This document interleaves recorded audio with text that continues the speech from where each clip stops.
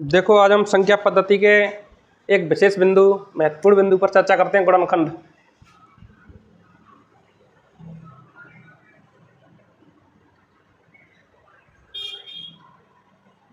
गुणनखंड, जब हम गुणनखंडों को देखते हैं तो संख्याओं को इन्हीं दो तरीके से, दो प्रकार के गुणनखंडों के रूप में तोड़ सकते हैं। कोई संख्या है, जैसे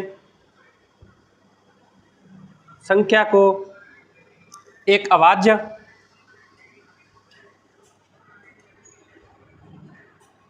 गुणनखंड के रूप में तोड़ सकते हैं, दूसरे भाज्य गुणनखंड के रूप में तोड़ सकते हैं।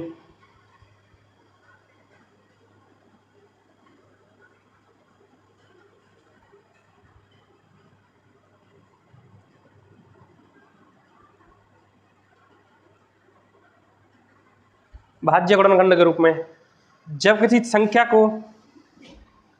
संख्या को भाज्य एवं अभाज्य गुणनखंड के रूप में तोड़ते हैं एवं जब दोनों के गुणनखंडों का योग करते हैं तो हमें कुल गुणनखंड प्राप्त होते हैं।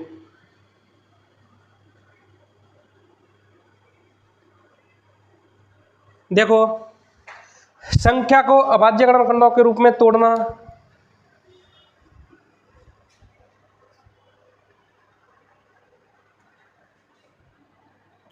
संख्या अभाज्य गुणनखंड एवं भाज्य गुणनखंड। सबसे पहले हम अभाज्य गुणनखंड देखते हैं।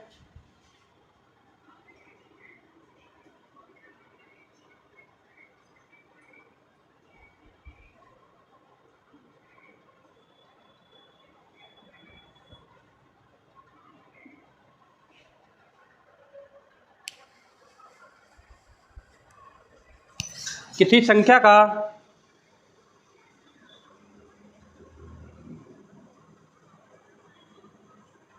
देखो, जब हम अभाज्य गुणनखंड देखते हैं तो अभाज्य गुणनखंड किसी संख्या का वह गुणनखंड होता है जिसमें सभी संख्याएं अभाज्य संख्याएं होती हैं।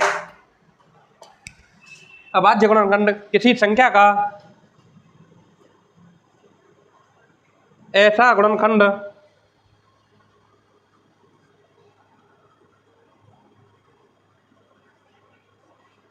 जिसमें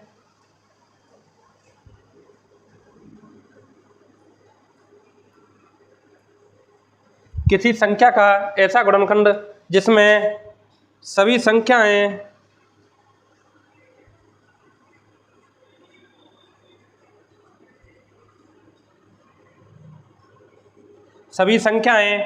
अभाज्य रूप में या अभाज्य संख्याओं के रूप में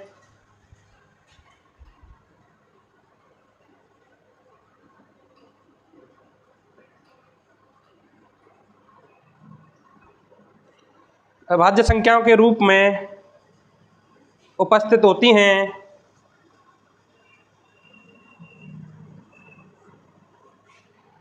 अभाज्य संख्याओं के रूप में उपस्थित होती हैं संख्या के अभाज्य गुणनखंड कहलाते हैं।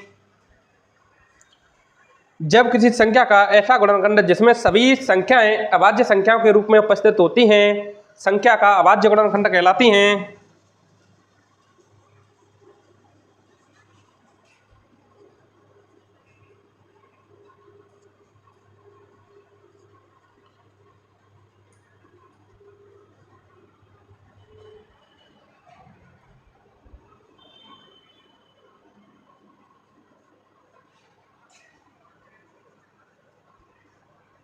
जैसे माना कि कोई संख्या 15 दी गई है। यदि हमें 15 के अभाज्य गुणनखंडों को देखते हैं तो 15 के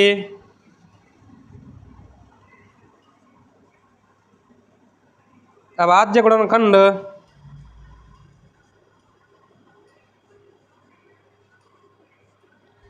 3 व 5 होंगे। देखो, किसी संख्या के अभाज्य गुणनखंड निकालने की विधि है, उस विधि को देखते हैं एवं किसी संख्या के अभाज्य गुणनखंड एवं कुल गुणनखंड सम गुणनखंड, विषम गुणनखंड एवं कुल गुणनखंडों का योग, सम गुणनखंडों का योग एवं विषम गुणनखंडों का योग आदि ज्ञात करने के बारे में हम देखते हैं।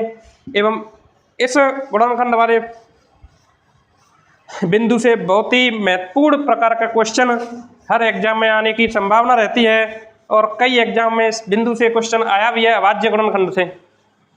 तो देखते हैं अभाज्य गुणनखंड निकालने का तरीका। जैसे कोई संख्या दी गई है 720, संख्या एग्जाम्पल के तौर पर संख्या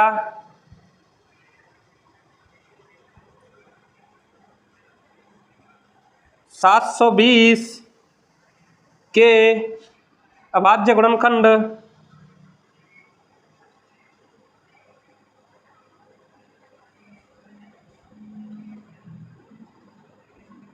ज्ञात करें।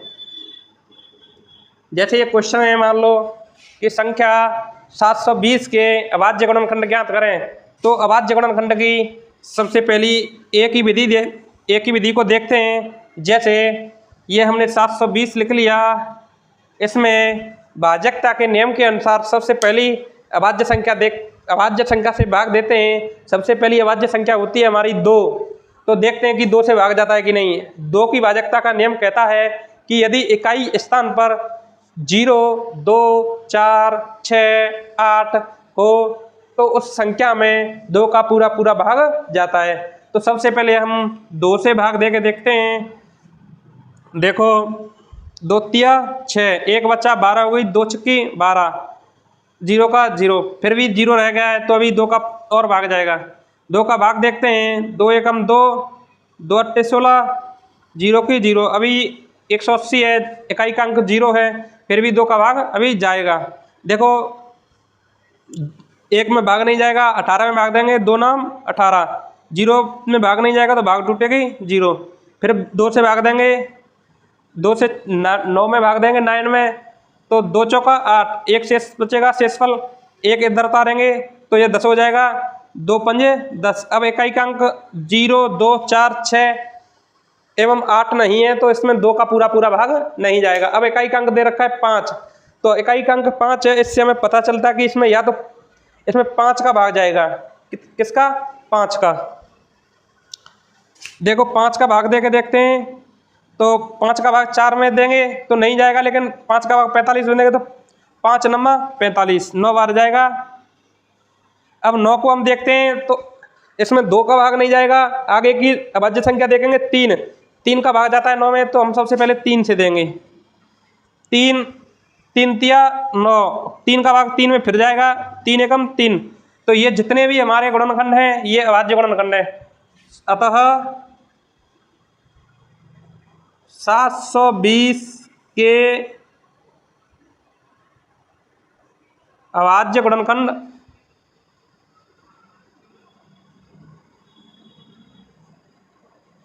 Equal 2 multiply 2 multiply 2 multiply 2 multiply 5 multiply 3 multiply 3।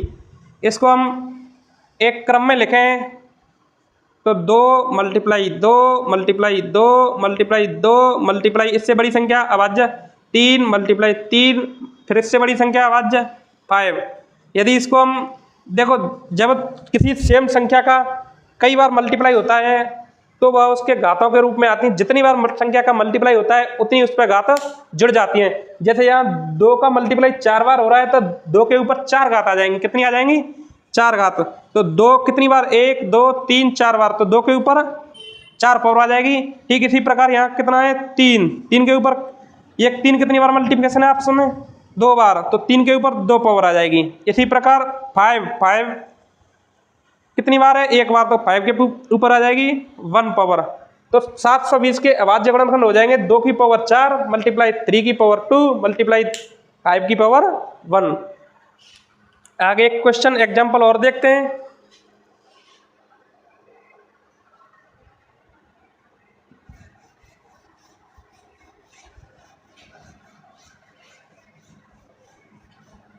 इसी प्रकार का एग्जाम में क्वेश्चन आता है कि निम्नलिखित के अभाज्य गुणनखंड है, ऑप्शन में से छांटिए। आगे एक क्वेश्चन और है, जैसे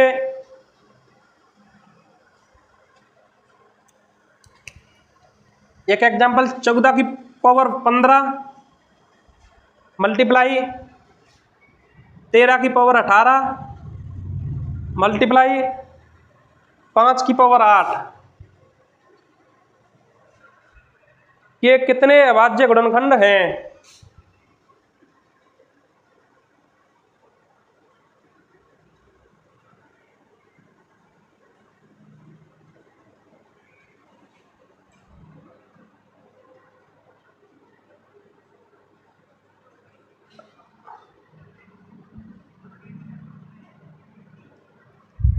चौदह की पावर 15, 13 की पावर 18, 5 की पावर 8, तीनों मल्टीप्लाई में है।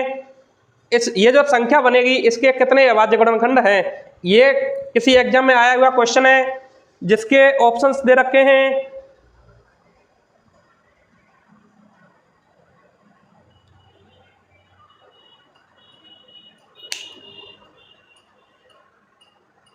चलो ऑप्शन को छोड़ दें, करके ही देखते हैं इसको। देखो सबसे पहले इसके अभाज्य गुणनखंड निकालने के लिए जितनी भी संख्याएं हैं, जितनी भी ये जो नंबर दे रखे हैं आधार, इनको अभाज्य गुणनखंडों के रूप में तोड़ते हैं। तो ये सबसे पहले ये संख्या दे रखी है 14 की पावर 15 मल्टीप्लाई 13 की पावर 18 मल्टीप्लाई 5 की पावर 8। इसको जब अभाज्य गुणनखंडों के रूप में तोड़ेंगे तो सबसे पहले 14 जो कि एक भाज्य संख्या है, इसको अभाज्य गुणनखंड के रूप में तोड़ें तो 2 मल्टीप्लाई 7, 2 भी अभाज्य संख्या है और 7 भी अभाज्य संख्या है, 7 दूनी 14, तो ये 14 को हम 2 मल्टीप्लाई 7 लिख सकते हैं और इसकी पावर है टोटल पावर 15। ये 13 अपने आप में एक अभाज्य संख्या है, तो 13 इसकी पावर कितनी दे रखी है 18। आगे ये 5 अपने आप में अभाज्य संख्या है, तो ये 5 इसकी पावर दे रखी है 8। अब देखते हैं दो, इधर इस घात को अलग अलग जब घातों के ऊपर देखते हैं तो 2 की पावर 15 मल्टीप्लाई 7 की पावर 15 मल्टीप्लाई 13 की पावर 18 मल्टीप्लाई 5 की पावर 8। जब देखो इस प्रश्न के जब अभाज्य गुणनखंडों की संख्या निकालने, ये पूछ रहा है कितने अभाज्य गुणनखंड हैं, तो जब इनकी संख्या निकालेंगे अभाज्य गुणनखंडों की तो इनकी घातों को ऐड कर देंगे। कितनी घातें देखते हैं। अतः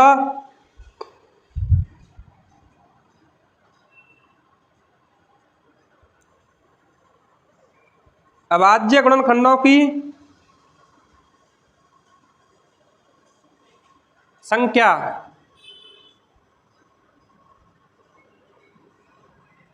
अभाज्य गुणनखंडों की संख्या जब हम निकालते हैं तो इनकी जो घातें हैं उनको ऐड कर देते हैं। घातों को ऐड तभी करेंगे जब सभी आधार वाली संख्याएं अभाज्य संख्याएं होंगी। यहाँ पे हमने सभी संख्याओं को अभाज्य संख्याओं के रूप में लिख लिया है। पहले हमारी ये सभी संख्या अभाज्य संख्या नहीं थी, यहाँ पे 14 जो संख्या थी वो भाज्य संख्या थी। इस भाज्य संख्या को, कंपोजिट नंबर को हमने अभाज्य संख्या प्राइम नंबर के रूप में लिख लिया है और बाकी संख्याएं प्राइम नंबर पहले से ही हैं। अब जब हमारी सभी संख्याएं प्राइम नंबर हो जाएंगी तो जब प्राइम नंबर होने के बाद में हम इनकी घातों को ऐड करते हैं। कितनी घातें होती हैं देखो, 15 प्लस 18 प्लस 8। जब हम इन सभी को ऐड करते हैं तो 15 दूनी 30 और 15 45 और 3 48 और 8 56, 56 आता है। अर्थात हमारे जो अभाज्य गुणनखंडों की संख्या है वो 56 आएगी, 56 आएगी। ये हमारा आंसर हो जाएगा। अब हम देखेंगे कि हमने इन घातों को ऐड क्यों किया है। इन घातों को ऐड क्यों किया है, हमने जब अभाज्य गुणनखंडों की संख्या बताई है कि अभाज्य गुणनखंडों की संख्या कितनी है, तो संख्या बताने के लिए कितनी संख्या है इसके लिए हमने इसकी घातों को ऐड किया है। इस घातों को ऐड क्यों किया है, इसका आंसर हम देखते हैं कि 2 की पावर 15 का मतलब होता है 2 मल्टीप्लाई 2 मल्टीप्लाई 2 मल्टीप्लाई 2 मल्टीप्लाई 15 बार।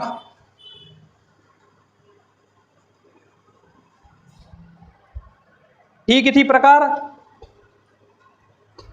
7 की पावर जो 15 लिखा है इसका मतलब होता है 7 मल्टीप्लाई 7 मल्टीप्लाई 7 मल्टीप्लाई 15 बार। ठीक इसी प्रकार 13 की पावर 18 का मतलब होता है मल्टीप्लाई में 13 मल्टीप्लाई 13 मल्टीप्लाई 13 मल्टीप्लाई, ठीक इसी प्रकार 18 बार। इसी प्रकार मल्टीप्लाई में 5 की पावर 8 का मतलब होता है 5 मल्टीप्लाई 5 मल्टीप्लाई 5, ठीक इसी प्रकार 8 बार। उसने कहा है प्रश्न में कि ये जो अभाज्य संख्याएं हैं, मतलब अभाज्य गुणनखंड हैं, अभाज्य गुणनखंड मतलब ये है कि जितनी भी अभाज्य संख्या हैं वह कितनी हैं। तो देखो ये 2 2 15 बार आ रहा है, तो 15 तो ये हो गई अभाज्य संख्या जो गुणनखंड के रूप में है।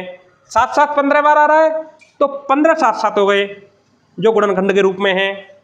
और 13 18 बार आ रहा है, तो 13 18 बार हो गए, 18 ये हो गए। 5 8 बार आ रहा है, तो 8 ये हो गए 5 5 के। अब इनको जब ऐड करेंगे, या तो इनको घात के रूप में लिख लो, घात के रूप में लिखेंगे तो घातों को ऐड कर दो, या इनको ऐसे ओपन करके खोल करके लिख लो, तो डायरेक्ट इनको भिन्न करके, जैसे 15 तो ये हो गए 1 2 3 4 ऐसे 15 बार 15 हो जाएंगे। इसी प्रकार 7 7 के 15 बार 15 भी हो जाएंगे। सबको ऐड करेंगे तो ऐसे ऐड हो जाएगा, ये ऐसे ऐड हो जाएगा। तो इसका मतलब ये टोटल हमारी कितने गुणनखंड आ जाएंगे? 56 आ जाएंगे। कितने गुणनखंड आएंगे? 56। ऐसे ही आगे का क्वेश्चन देखें, एक क्वेश्चन एग्जाम में और आया है।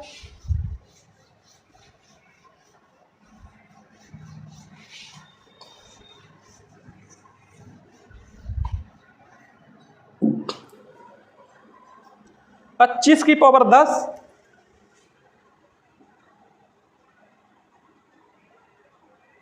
मल्टीप्लाई 24 की पावर 20 मल्टीप्लाई 26 की पावर 25 में अभाज्य गुणनखंडों की कुल संख्या कितनी है? में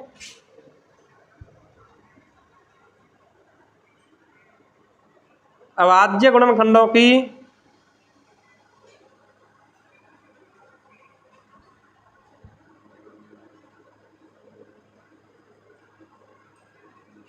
कुल संख्या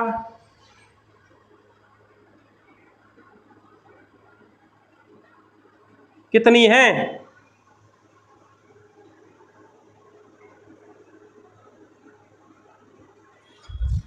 देखो इसमें पूछ रहा है अभाज्य गुणनखंडों की संख्या कितनी है। जो अभाज्य गुणनखंड आएंगे, पहले जैसा ही क्वेश्चन है, उनमें जो अभाज्य गुणनखंड सबसे पहले ये भाज्य संख्या दे रखी है, इनको अभाज्य संख्याओं के रूप में तोड़ेंगे तो हम अभाज्य गुणनखंड निकालेंगे।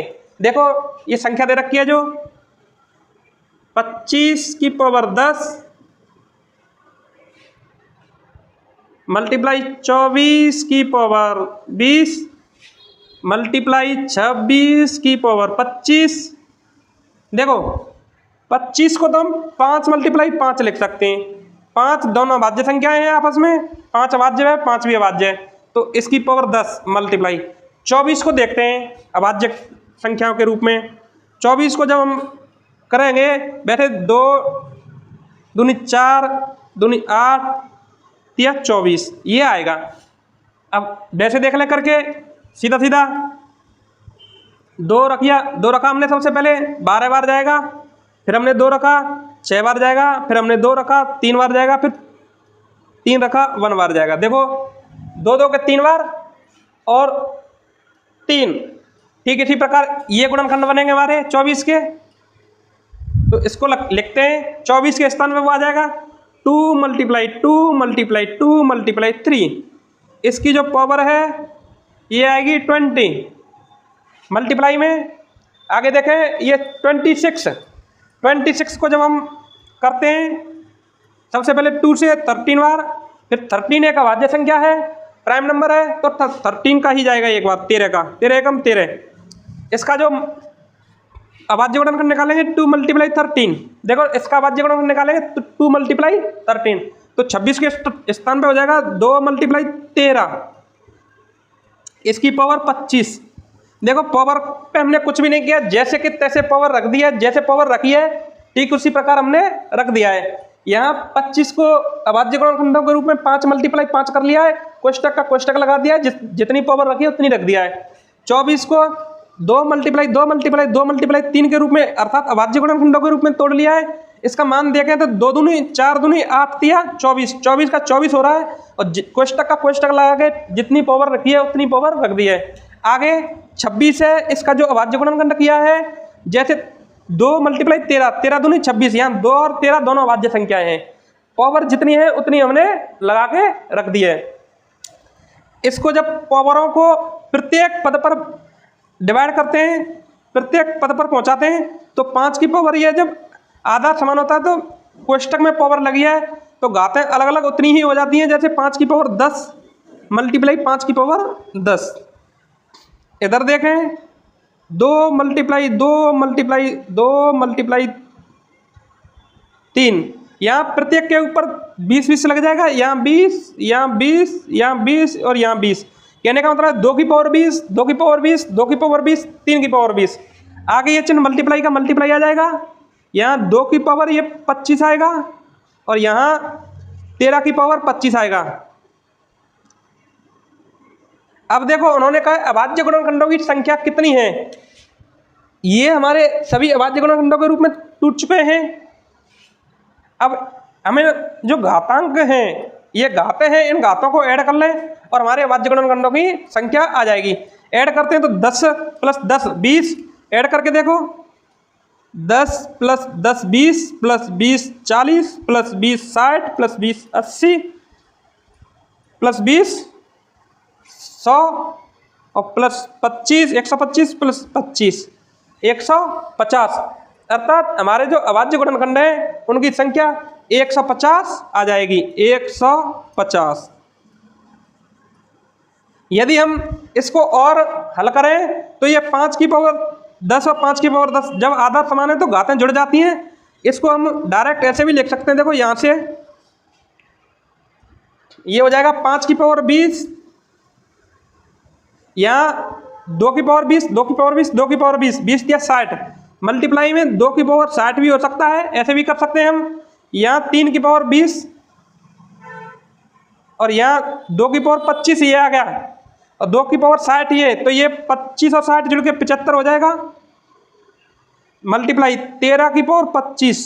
अब हम इन पावर को भी जोड़ेंगे तो भी हमारा इतना ही आएगा, देखो 20 + 75 + 20 + 25, ऐड करेंगे तो 75 और 20 95, 95 और 25 220, 220 95 और 75 और 20 95, 95 और 20 95 और 25 220, 240, 5 की पावर 20, ये कितना हो गया 20 या 60, 20 × 80 85 हो गया, 75 नहीं है, ये 85 है, ये हमारा 85 हो जाएगा। अब हम इनको ऐड करेंगे तो ये हो गया 150, कैसे भी कर लो आंसर एक ही आएगा। लिख लिया वो तो मिटाते हैं।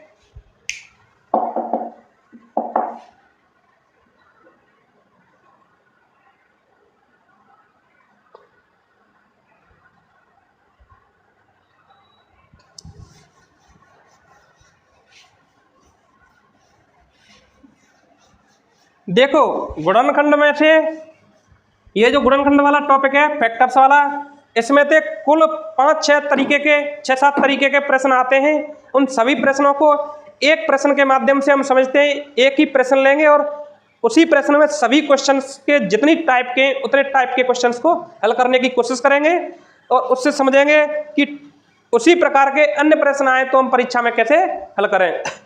एक ही प्रश्न करेंगे, उसके 6 या 7 प्रकार हैं, उन 6-7 प्रकारों के क्वेश्चनों को देखेंगे। जैसे एक क्वेश्चन है उदाहरण के तौर पर,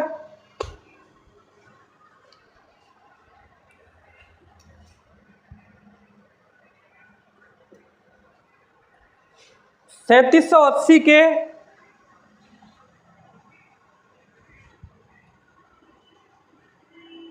3780 के अभाज्य गुणनखंड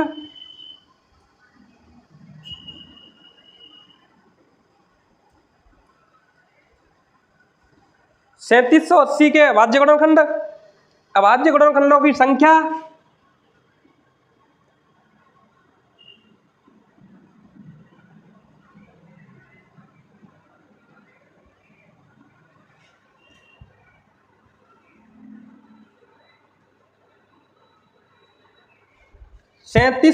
के अभाज्य गुणनखंड, अभाज्य गुणनखंडों की संख्या कुल गुणनखंड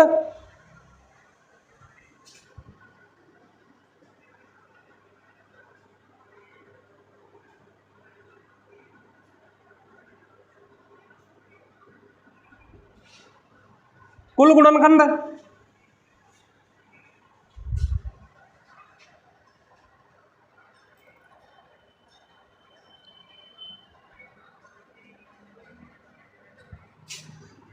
सम गुणनखंड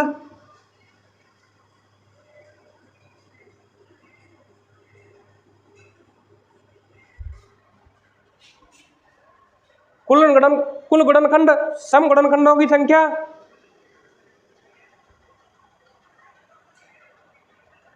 सम गुणनखंड की संख्या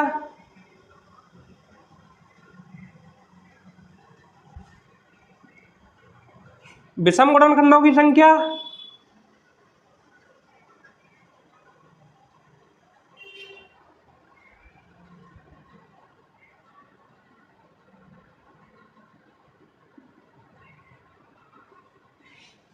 विषम गुणनखंडों की संख्या कॉमा सभी गुणनखंडों का योग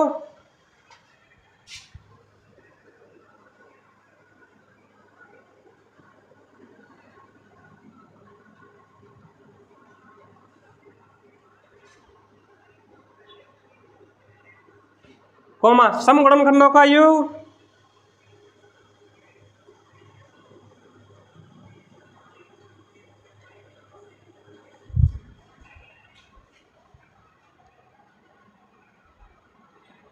कॉमा विषम गुणनखंडों का योग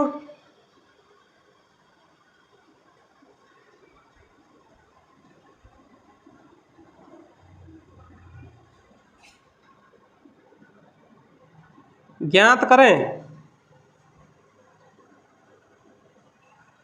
देखो दोस्तों, इस प्रश्न के माध्यम से हम गुणनखंड के सभी प्रकार के प्रश्नों पर चर्चा करते हैं। जितने भी लगभग सभी प्रकार के प्रश्न इस एक ही प्रश्न में समाहित कर दिए गए हैं। जैसे हमें सबसे पहले इस प्रश्न के माध्यम से अभाज्य गुणनखंडों की संख्या, अभाज्य गुणनखंड ज्ञात करने। अभाज्य गुणनखंड क्या क्या है? 3780 के। फिर अभाज्य गुणनखंडों की संख्या ज्ञात करेंगे, फिर हम कुल गुणनखंड ज्ञात करेंगे, फिर सम गुणनखंड ज्ञात करेंगे, सम गुणनखंडों की संख्या, फिर विषम गुणनखंडों की संख्या ज्ञात करेंगे, फिर सभी गुणनखंडों का योग ज्ञात करेंगे, फिर सम गुणनखंडों का योग ज्ञात करेंगे, फिर विषम गुणनखंडों का योग ज्ञात करेंगे। इस प्रकार से हमारे एक ही प्रश्न में सभी प्रकार के सवाल समाहित कर दिए गए हैं। उन सभी प्रकार के सवालों को देखते हैं। सबसे पहले पहला जो क्वेश्चन बनेगा हमारा, इससे ये जो 3780 है, इसके 3780 के अभाज्य गुणनखंड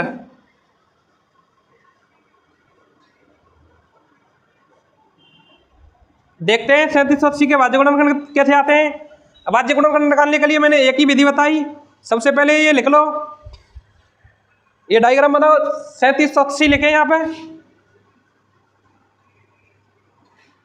यहाँ 2 से डिवाइड करेंगे। इकाई का अंक 0 दे रखा है, 0, 2, 4, 6, 8, 10, 8 तक जहाँ भी हमें दिखाई देता है तो हम सबसे पहले 2 से डिवाइड करते हैं। 2 की भाजकता का नियम कहता है कि यदि इकाई का अंक 0, 2, 4, 6, 8 है, वहाँ 2 का पूरा पूरा भाग जाता है। देखेंगे 2 का भाग देखें। 2 एकम 2, 1, 2 अट्ठे 16, 1 बचा, 2 9 18, 0। 2 से फिर डिवाइड करेंगे, 2 अट्ठे 16 या 2 9 18, 2 चौका 8, 2 पंजे 10। अब देखो इकाई का अंक 5 दे रखा है। इकाई का अंक 5 होने का मतलब है 5 की भाजकता 5 से भाग जाएगा। 5 एकम 5 भाग 4 बचे शेष 44 हो गया। 5 अट्ठे 40, फिर 4 बचा शेष, फिर 5 90 45। अब बच रहा है 189, इकाई का अंक 9, ना तो 2 का भाग जाएगा ना 5 का भाग जाएगा, इकाई अंक से जो पहचान होती है। अब अंकों को ऐड करके देखते हैं या 3 का जाता है क्या। 1 और 8 9, 9 और 9 18, यदि 18 में 3 का भाग जाएगा तो पूरी संख्या में 3 का भाग चले जाएगा, यही 3 की भाजकता कहती है। 18 में 3 का भाग जाता है तो ये हमारी जो संख्या 189, यहाँ भी 3 का भाग चला जाएगा। 3 18, 3 3 9, 63 बार जा रहा है, फिर भी 6 और 3 9, ऐड करने पर 9 आ रहा है, फिर भी हमारा 9 में 3 का भाग जाता है, तो हम फिर दोबारा से 3 का भाग देंगे। 3 दूनी 6, 3 एकम 3, 21, 2 और 1 3, ऐड करने पर 3 आ रहा है, 3 में 3 का भाग जाता है, तो अर्थात 21 में भी हमारा 3 का भाग पुनः चले जाएगा। 3 7 21, 7 अपने आप में अभाज्य संख्या, अर्थात 7 में 7 का भाग जाएगा, 7 एकम 7। इसको हम क्रम से लिखेंगे तो 2 × 2 multiply 5 multiply 3 multiply 3 multiply 3 multiply 7। इसको जब हम क्रम से लिखेंगे तो 2 multiply 2 multiply 3 multiply 3 multiply 3 multiply 5 multiply 7, ये हमारे अभाज्य गुणनखंड है। यदि इसको और क्रम से लिखें तो 2 दे रखा है 2 बार तो 2 पावर बन जाएंगी, मल्टीप्लाई 3 दे रखा है 3 बार तो 3 पावर, मल्टीप्लाई 5 की पावर 1 मल्टीप्लाई 7 की पावर 1, ये हमारे अभाज्य गुणनखंड है। अब दूसरा क्वेश्चन इसी में से, ये हमारा पहला जो क्वेश्चन है 3780 के अभाज्य गुणनखंड, ये वाला पार्ट हो गया है। दोबारा अभाज्य गुणनखंडों की संख्या अर्थात 3780 के अभाज्य गुणनखंडों की संख्या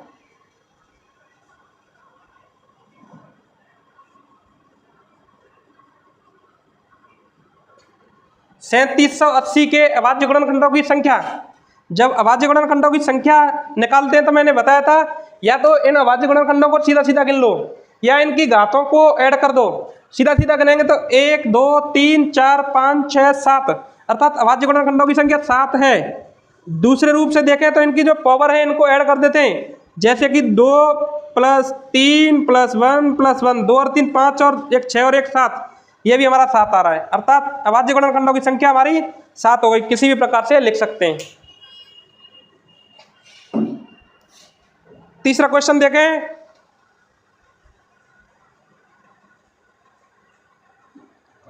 सैंतीस सौ अस्सी के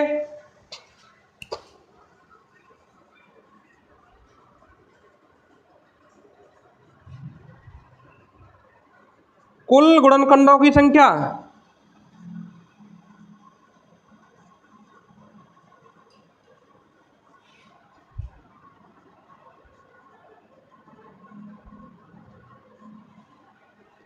सैंतीस सौ अस्सी के कुल गुणनखंडों की संख्या, ये वाला क्वेश्चन भी हो गया अभाज्य गुणनखंडों की संख्या वाला।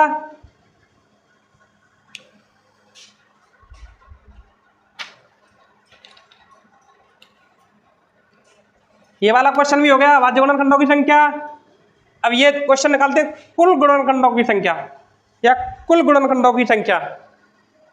कुल गुणनखंडों की संख्या क्या निकालने के लिए हम क्या करते हैं, ये हमारी जो घातें दे रखी हैं इन घातों में 1 प्लस करके, जैसे 2 की पावर 2 दे रखी है इसमें हमने 1 प्लस कर दिया, ठीक इसी प्रकार 3 की पावर 3 दे रखे 3 में 1 प्लस कर दिया, इसी प्रकार 1 में 1 प्लस किया और 1 में 1 प्लस किया। इसको जब हम हल करेंगे तो देखते हैं 2 और 1 3 मल्टीप्लाई 3 और 1 4 मल्टीप्लाई 1 और 1 2 मल्टीप्लाई 1 और 1 2, इसको जब ऐड मल्टीप्लाई करेंगे 2 दूनी 4, 4 चौका 16, 16 तिया 48, अर्थात हमारे कुल गुणनखंडों की संख्या 48 हो जाएगी। कुल गुणनखंडों की संख्या 48 हो जाएगी। इसमें हमने एक सूत्र लगाया है कि जब हम कुल गुणनखंडों की संख्या निकालते हैं तो हमारी जितनी भी पावर होती हैं पावर पर हम 1 जोड़ देते हैं। पावर में ये जैसे 2 पावर है तो 2 में 1 ऐड कर दिया, 3 में 1 ऐड कर दिया, 1 में 1 ऐड कर दिया, 1 में 1 ऐड कर दिया। आगे देखें, पहले ये नोट कर लें फिर हम सम गुणनखंडों की संख्या निकालेंगे।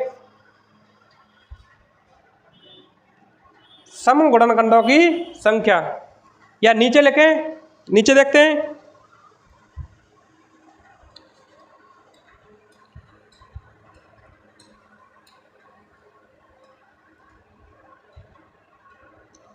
देखो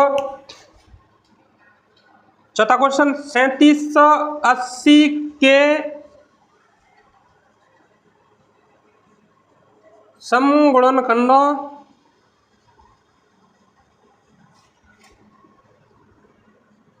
की संख्या।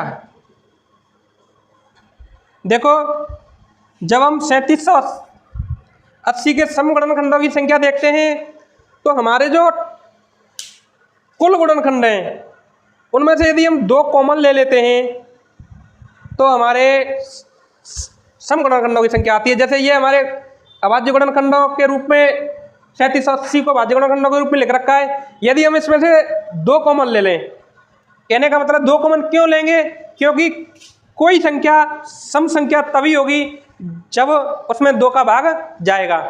कोई संख्या सम संख्या तभी हो सकती है जब उसमें 2 का भाग जाएगा।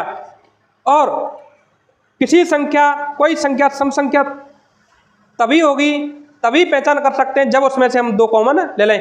किसी संख्या का सम संख्या के रूप में यदि पहचान करनी है तो हम यदि उसमें से 2 कॉमन ले लेते हैं और 2 कॉमन हमारा पूरा आ जाता है तो हमारी जो संख्या है वो 2 से विभाजित होती है। अब ये कह रहा है कि हमें निकालने समगुणनखंड, तो समगुणनखंड निकालने के लिए हमें 2 का पूरा कॉमन ले लेंगे। अब 2 का कॉमन ले लेंगे तो जितनी भी हमारी संख्या बनेगी वो सभी समगुणनखंड के रूप में बनेगी। जैसे यहाँ से 2 की पावर 2 है तो 2 कॉमन ले लेंगे तो हमारा कितने गुणनखंड बचेंगे, यहाँ पे 2 की पावर 1 मल्टीप्लाई 3 की पावर 3 मल्टीप्लाई 5 की पावर 1 मल्टीप्लाई 7 की पावर 1। अब इसके कुल गुणनखंड निकाल दें तो हमारे सम गुणनखंड आ जाएंगे। जैसे 1 का कुल, जब ये जो संख्या दे रखी है इस संख्या के जब हम कुल गुणनखंड निकालेंगे तो पावर वाली में 1 जोड़ेंगे। जैसे 1 + 1, इधर 3 + 1, इधर 1 + 1, इधर 1 + 1। इसको हल करेंगे तो ये आएगा 2 × 4 × 2 × 2। इसको जब ऐड करेंगे, मल्टीप्लाई करेंगे, इसका जब 2 2 दूनी 4, 4 चौका 16 दूनी 32। इसका जब आंसर आएगा 32, क्या आंसर आएगा 32, गुणा करने पर 32 आ रहा है, अर्थात 3780 के सम गुणनखंडों की संख्या 32 होगी। अर्थात 3780 के सम गुणनखंडों की संख्या 32 होगी। आगे देखते हैं, हमने सम गुणनखंड भी निकाल लिया है, ये वाला सम गुणनखंडों की संख्या। आगे निकालेंगे विषम गुणनखंडों की संख्या। विषम गुणनखंडों की संख्या इधर देखते हैं,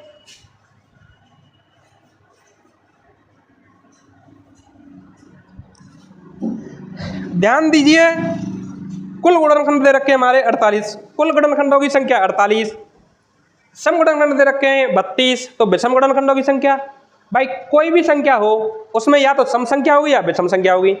तो यदि विषम गुणनखंडों की संख्या निकालेंगे, जैसे विषम गुणनखंडों की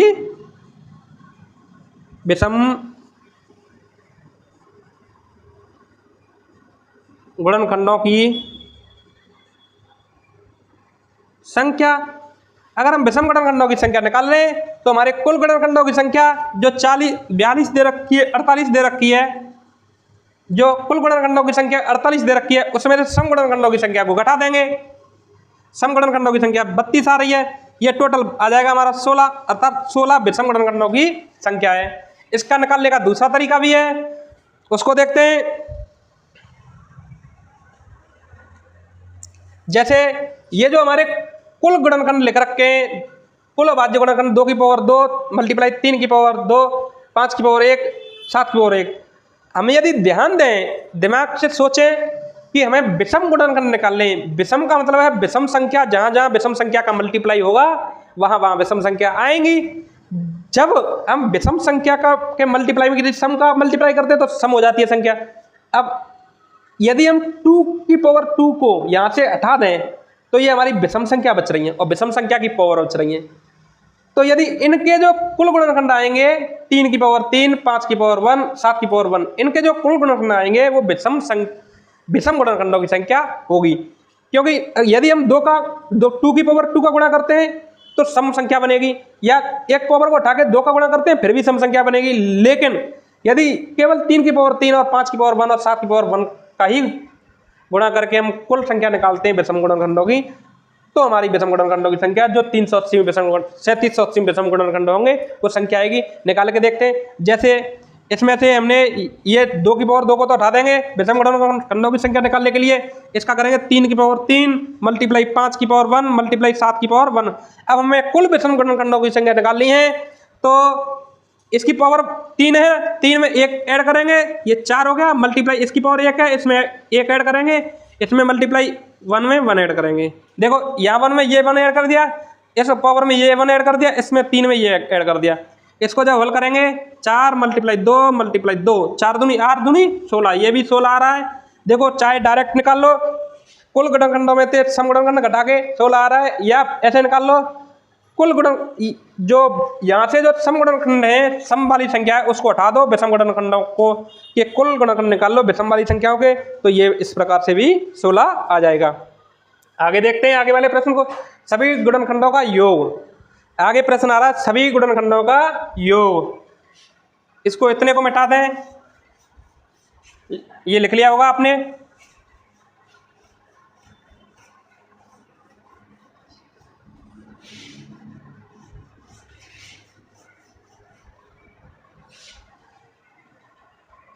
देखो ये हमारे सभी गुणनखंड 3780 के अभाज्य गुणनखंड दे रखे हैं ये।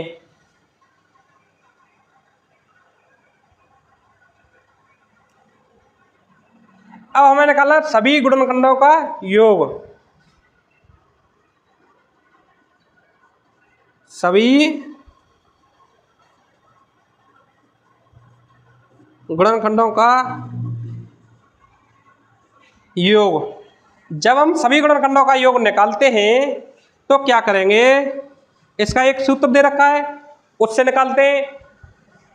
उस सूत्र को क्यों लगाते हैं उसको भी बताएंगे। जैसे एक सूत्र दे रखा है इसका, x की power a plus 1 minus 1 upon x minus 1।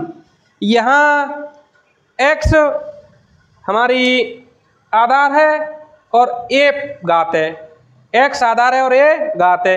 जितने भी अभाज्य गुणनखंड हैं इस सूत्र को हम उतनी बार अप्लाई करते हैं। यहाँ पे कितने अभाज्य गुणनखंड है, 1 2 3 4, तो हम इस सूत्र को 4 बार अप्लाई करेंगे। इसको x1 लिखेंगे, ठीक इसी प्रकार इसकी पावर को a1 लिखेंगे। ये सूत्र बनेगा इस वाले गुणनखंड के लिए हमारा सूत्र बनेगा x1 की power a1 plus 1 minus 1 upon x minus 1 multiply x2 की power a2 plus 1 minus 1 upon x2 minus 1 multiply x3 की power a3 plus 1 minus 1 upon x3 minus 1। इसी प्रकार x4 की power a4 plus 1 minus 1 upon x4 minus 1। ये हमारा सूत्र है। इस सूत्र से सीधा सीधा रखेंगे x के स्थान पे 2 जो आधार है, 2 की पावर 2 प्लस 1, 2 प्लस 1 यहाँ एक ही जगह पे 2 घातों को रखेंगे तो ये 3 हो जाएगा माइनस 1 अपॉन में 2 माइनस 1। आगे मल्टीप्लाई करेंगे 5 की पावर, ये 5 नहीं है, यहाँ x2 के स्थान पे 3 रखेंगे, 3 की पावर कितनी 3 और 1 4 हो जाएगा माइनस 1 अपॉन 3 माइनस 1। इधर ऐड करेंगे, देखो मल्टीप्लाई करेंगे 5 की पावर 1 प्लस 1 2 हो जाएगा माइनस 1 अपॉन में करेंगे 5 माइनस 1। इधर मल्टीप्लाई करेंगे 7 की पावर 2 माइनस 1 अपॉन 7 माइनस 1। इसको जब हम हल करेंगे तो देखेंगे 2 की पावर 3 का मतलब हो गया 8, 8 माइनस 1 बचा 7, 7 बट्टे 1, 7 तो यहाँ आ गया मल्टीप्लाई।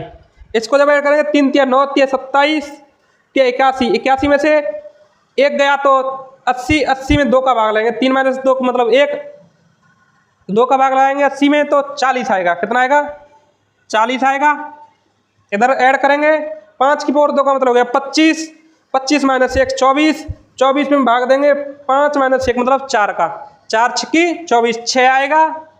और यहाँ पे 7 की पावर 2 7 7 49 माइनस 1 48, 48 में से 7 माइनस 1 मतलब 6, 6 का भाग देंगे 48 में तो 8 आएगा, 6 8 48। इसको जब हम ऐड मल्टीप्लाई करेंगे तो 7 चौका 28, 280 मल्टीप्लाई 6 6 48,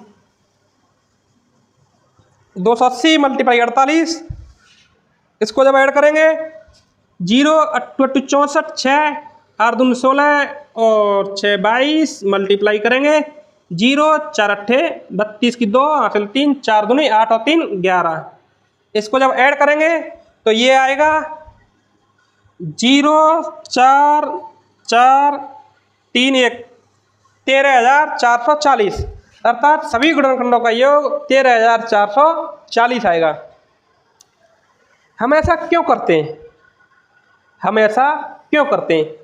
देखो, इसको यदि देखें, हम क्या निकाल लें? सभी गुणनखंडों का योग, गुणनखंडों का योग। जब हम गुणनखंड निकालते हैं किसी संख्या के, अभाज्य गुणनखंड करते हैं और उनका यदि योग निकालते हैं तो हमारी ये जो सीरीज है ना 2 की पावर 2 3 की पावर 3, ये एक गुणोत्तर श्रेणी के रूप में आती है। जैसे इनका जब योग निकालेंगे तो गुणोत्तर श्रेणी का जो योग होता है वो वाला फॉर्मूला लगता है। ये गुणोत्तर श्रेणी के योग का ही फॉर्मूला है।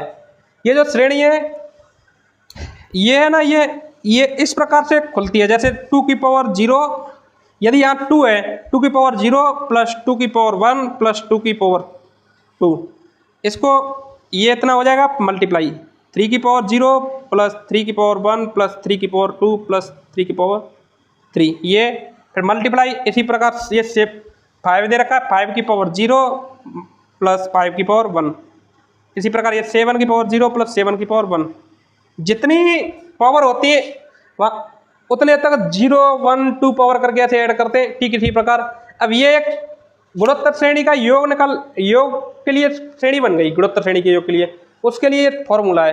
तो इस श्रेणी के माध्यम से इससे भी हल करेंगे तो हमारा यही आंसर आएगा। इसको यदि हम हल करके देखेंगे तो यही आंसर आएगा।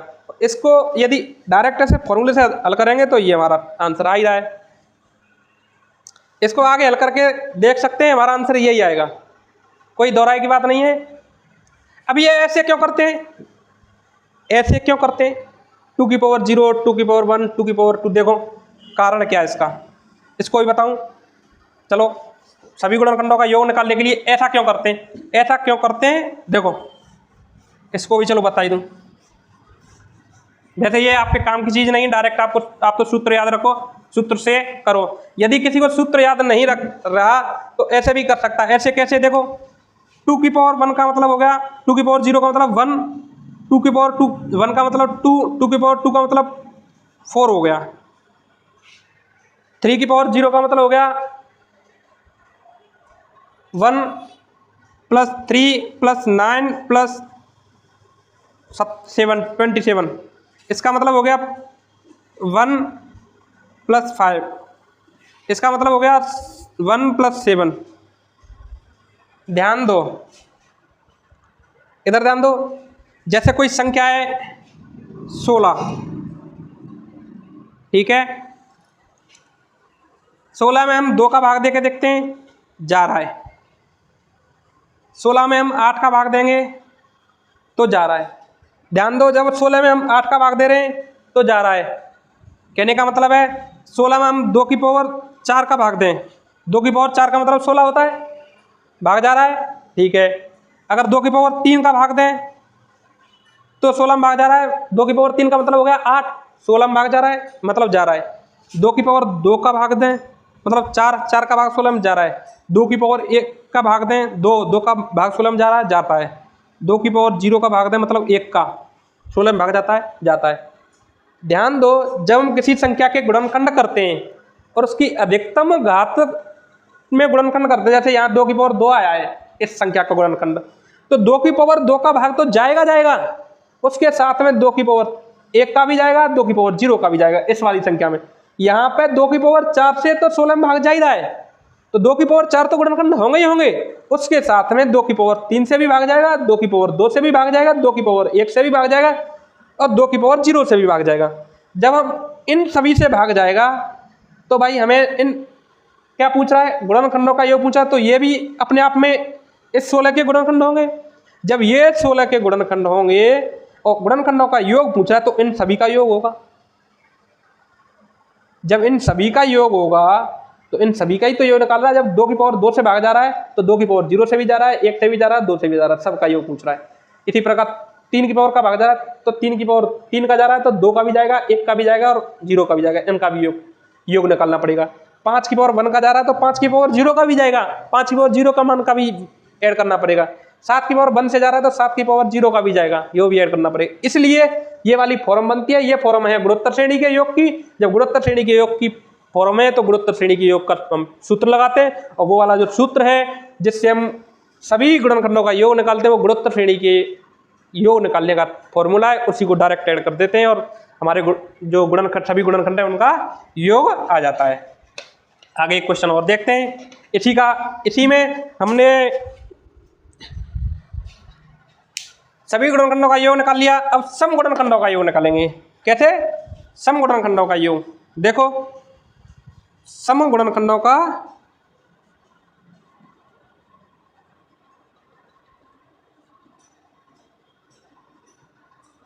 देखो, जब हम सम गुणनखंडों का योग निकालेंगे तो इसमें से सबसे पहले ये हमारे क्या है, कुल अभाज्य गुणनखंड है। इनमें से 2 की पावर 2 को तो बाहर निकाल दो, 2 की पावर 1 को तो बाहर निकाल दो।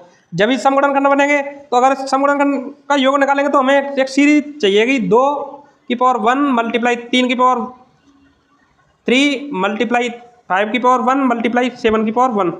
इस वाली जब सीरीज का हमें ऐड करना पड़ेगा तब हमारा योग निकलेगा। देखो निकालते हैं इसी सूत्र से। 2 की पावर 1 का मतलब हो गया 2 की पावर 0 प्लस 2 की पावर 1। इस वाले सूत्र से निकालते हैं अब की बार, पहले उस दूसरे सूत्र से निकाल लिया, अब इस सूत्र से निकालते हैं। इधर 3 की पावर 0 प्लस 3 की पावर 1 प्लस 3 की पावर 2 प्लस 3 की पावर 3। इधर मल्टीप्लाई करेंगे 5 की पावर 0 प्लस 5 की पावर 1। इधर मल्टीप्लाई करेंगे 7 की पावर 0 प्लस 7 की पावर 1। इस सभी को जब इसका मान हो गया 2 एकम 2, 2 और 1 3, 1 प्लस 2 इसका मान हो गया 1 प्लस 3 प्लस 3 3 9 प्लस 27, इसका मान हो गया 1 प्लस 5, इसका मान हो गया 1 प्लस 7, मतलब हो गया 8 मल्टीप्लाई 6 मल्टीप्लाई इधर हो गया तुम्हारा 27, 7 और 3 10, 9 और 1 10, 40। इधर मल्टीप्लाई करके 2 और 1 3, 3 36 18, 8 3 24, 24 गुणा 6 कर देंगे, 24 छक्की। चलो गुणा करके देख लेते हैं। 3 छक्की 18 मल्टीप्लाई 8 मल्टीप्लाई 10, 8 8 8 64, 8 6, 8 एकम 8, 8 और 6 14, 1440, 1440।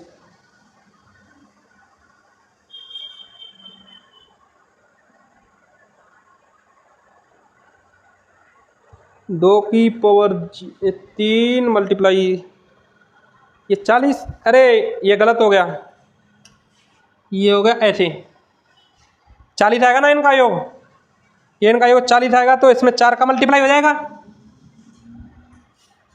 अब इसमें 4 का मल्टीप्लाई करेंगे तो कर दो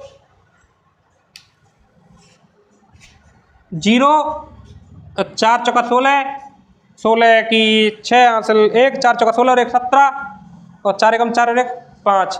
इसमें ये हो गया 5760। कितना आ रहा है? 5700।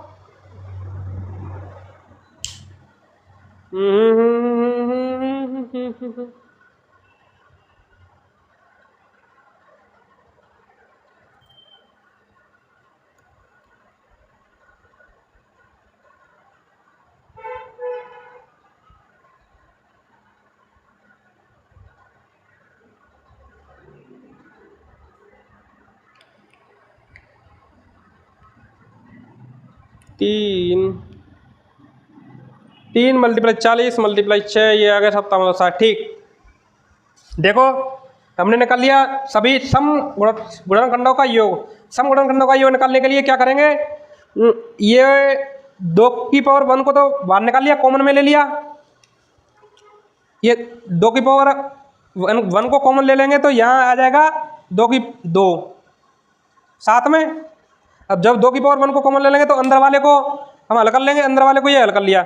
अब ये वाले 2 को हम क्या करेंगे, ये अंदर वाला हल करके हमारा है 5760। कितना आ रहा है 5760। इसको देखो ऐड करेंगे 5760। अब ये आ गया 5760। जब हमने 2 कॉमन लिया तो 2 का यहाँ रह जाएगा, ये रह जाएगा 2 यहाँ पे भी, इसको या कोष्टक में रख लो 2। अब इसमें जो 5760 आएगा मल्टीप्लाई करके इसमें 2 का मल्टीप्लाई ऐड कर देंगे। ये जो हमारा आंसर आएगा 5760 मल्टीप्लाई 2, ये हमारा सम गुणनखंडों का योग आएगा। और सम गुणनखंडों का हमारा योग आएगा ये तुम्हारा मल्टीप्लाई करके 11520 टोटल आएगा 11520। ये हमारा आंसर हो जाएगा सभी सम गुणनखंडों का योग। आगे रह गया विषम गुणनखंडों का योग। आगे क्या रह गया है विषम गुणनखंडों का योग। देखो सम गुणनखंडों का योग निकाल लिया हमने, कुल गुणनखंडों का योग निकाल लिया। तो विषम गुणनखंडों का योग कैसे निकाल लेंगे, कुल गुणनखंडों के योग में से और सम गुणनखंडों का योग घटा देंगे तो हमारा विषम गुणनखंडों का योग आ जाएगा। तो विषम गुणनखंडों का योग निकालें। विषम गुणनखंडों का योग यदि निकालते हैं, विषम गुणनखंडों का योग, जब हम विषम गुणनखंडों का योग निकालते हैं तो सम गुणनखंडों के योग में से जो 13440 आया था, 13440 जो हमने अभी निकाला था थोड़ी देर पहले, उसमें से सम गुणनखंडों के योग को 11520 इस वाले को घटा देंगे और हमारा विषम गुणनखंडों का योग आ जाएगा। घटा के देखते हैं 0 2, यहाँ 14 में से 5 गए 9, यहाँ रह गया 2 1, ये 1920। ये हमारा विषम गुणनखंडों का योग है। यदि या तो ऐसे निकाल लो 1920, या इसका दूसरा तरीका भी है निकालने का, उससे निकालते हैं। तो देखो यहाँ से ये जो हमारे गुणनखंड से 3780 के जो गुणनखंड थे उसमें से 3 मल्टीप्लाई 1 मल्टीप्लाई 7 की पावर 1 ये था। देखो इसके जो गुणनखंड थे ना 2 की पावर 2 मल्टीप्लाई 3 की पावर 3 मल्टीप्लाई 5 की पावर 1 मल्टीप्लाई 7 की पावर 1, ये थे हमारे गुणनखंड। अब हमें विषम गुणनखंडों का योग निकालना है तो सम गुणनखंडों को तो हटा देंगे, यहाँ से इसको तो गायब कर देंगे। अब इसका योग कैसे निकालेंगे, देखो इसका योग निकालने के लिए 3 की पावर 0 प्लस 3 की पावर 1 प्लस 3 की पावर 2 प्लस 3 की पावर 3, यहाँ निकालेंगे मल्टीप्लाई में 5 की पावर 0 प्लस 5 की पावर 1, इधर निकालेंगे 7 की पावर 0 प्लस 7 की पावर 1। इसको जब ऐड करेंगे तो ये तो आएगा हल करके 40 मल्टीप्लाई ये आएगा हल करके 6 और ये आएगा हल करके 8। इसको जब मल्टीप्लाई करेंगे 4 6 24 मल्टीप्लाई 8 240 मल्टीप्लाई 8, ये हल करेंगे 8 चौके 32 और 8 दूनी 16 और 3 19, 1920। ये हमारा सभी गुणनखंडों का योग आ जाएगा। इस प्रकार से हमारे ये कितने क्वेश्चन बनते हैं, देखो एक ही प्रश्न में से यहाँ एक प्रश्न बनेगा पहला, यहाँ दूसरा, यहाँ तीसरा प्रश्न, यहाँ सम गुणनखंडों का योग चौथा प्रश्न, सम गुणनखंडों की संख्या, यहाँ विषम गुणनखंडों की संख्या 5वां प्रश्न, यहाँ सभी गुणनखंडों की संख्या 6वां प्रश्न, यहाँ सम गुणनखंडों का योग 7वां प्रश्न, यहाँ विषम गुणनखंडों का योग 8 प्रश्न। एक ही प्रश्न में से 8 प्रश्न कंप्लीट होते हैं और इस प्रश्न के साथ हमारी पूरी जो गुणनखंड वाली प्रश्नावली है या गुणनखंड वाला टॉपिक है वह हमारा कंप्लीट होता है नंबर सिस्टम में। आगे यदि कुछ समझ में नहीं आया हो इस गुणनखंड वाले में जो 8 क्वेश्चन है 8 प्रकार के, इन 8 प्रकार के क्वेश्चन में यदि कुछ नहीं समझ में आया तो आप दोबारा से वीडियो को रिप्लाई करके देख सकते हैं। दोबारा से वीडियो को देखेंगे समझ में आएगा। यदि फिर भी समझ में नहीं आता है तो हमें कमेंट करके प्रश्न में आंसर दें, पूछें और हम उसका आंसर देंगे। ठीक है, तो आज का टॉपिक यहीं समाप्त होता है। आगे की वीडियो कल देखते हैं। आगे का जो बिंदु है उसको कल देखते हैं।